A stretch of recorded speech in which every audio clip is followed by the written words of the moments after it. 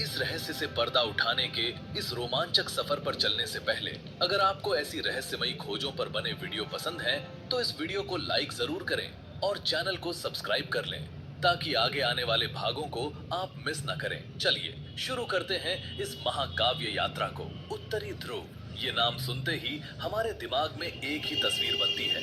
दूर दूर तक फैली सफेद बर्फ, भयानक ठंड, ध्रुवीय भालू और शायद कुछ साहसी खोजकर्ता जो अपने झंडे गाड़ने की कोशिश कर रहे हों। सदियों से इंसान उत्तरी ध्रुव की सतह तक पहुंचने के लिए संघर्ष करता रहा है। अनगिनत लोगों ने अपनी जान गंवाई सिर्फ उस एक काल्पनिक बिंदु 90 डिग्री नॉर्थ तक पहुंचने के लिए। लेकिन जो लोग सतह पर पहुंचे उन्होंने भी सिर्फ आधी कहानी ही देखी। सच तो ये है कि हम इस जगह के बारे में जितना जानते हैं उससे कहीं ज्यादा हम नहीं जानते।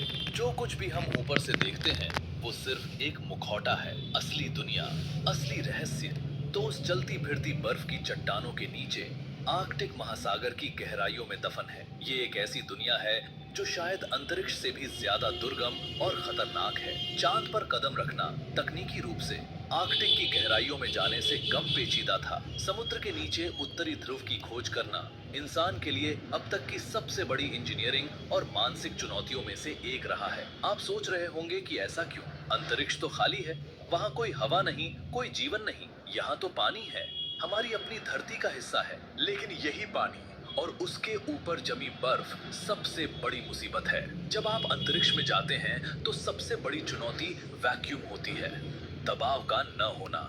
लेकिन जब आप समुद्र में नीचे जाते हैं तो कहानी उल्टी हो जाती है। हर 10 मीटर नीचे जाने पर दबाव एक वायुमंडल बढ़ जाता है। उत्तरी ध्रुव के ठीक नीचे समुद्र तल की गहराई कहीं कहीं 4000 मीटर यानी 4 किलोमीटर से भी ज्यादा है। जरा उस दबाव की कल्पना करें। वहां नीचे सबसे गहरी खाइयों में दबाव इतना ज्यादा होता है कि अगर आप अपनी पनडुब्बी से बाहर हाथ निकालने की भी सोचें तो वो 1 सेकंड के 1000वें हिस्से में मलबे में बदल जाएगा।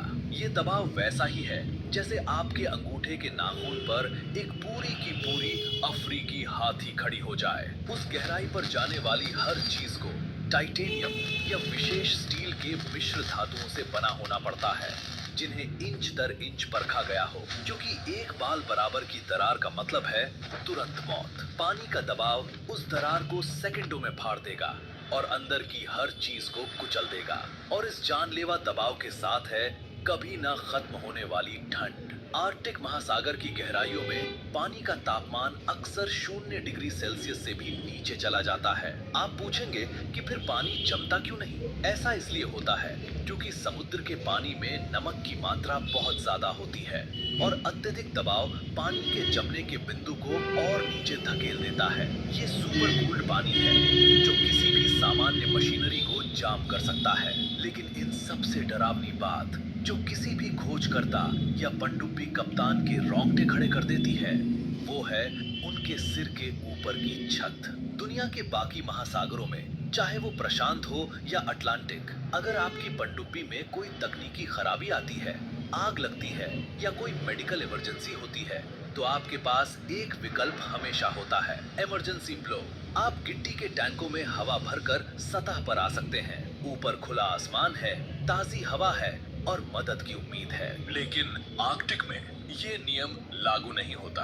अगर आप उत्तरी ध्रुव के पास नीचे गहराई में फंसे तो आपके ऊपर कोई खुला आसमान नहीं है। आपके ऊपर है कई मीटर, कभी कभी 10-20 मीटर या उससे भी ज्यादा मोटी पत्थर जैसी सख्त बर्फ की एक अविश्वसनीय परत। और ये बर्फ स्थिर नहीं है, ये एक जीवित राक्षस की तरह है। ये लगातार चल रही है, समुद्री धाराओं और हवाओं के कारण खिसक रही है।